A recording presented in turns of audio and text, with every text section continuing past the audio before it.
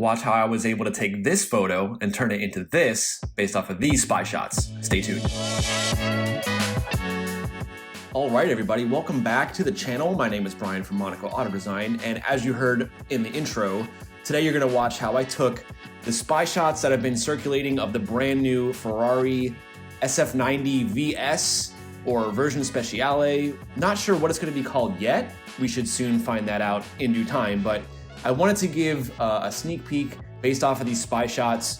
Shout out to Derek Photography for getting these spy shots. Not only are you getting a sneak peek as to what it could look like, you're also watching the rendering process of how I kind of put all this stuff together. I recently put this rendering up on my Instagram and it kind of blew up, so I wanted to kind of throw this video because I actually forgot that I recorded this. Here it is, just wanted to let you guys in on a little sneak peek based on how I was able to do this stuff. So sit back, relax, and at the end of this video, you'll see 3 different versions of this.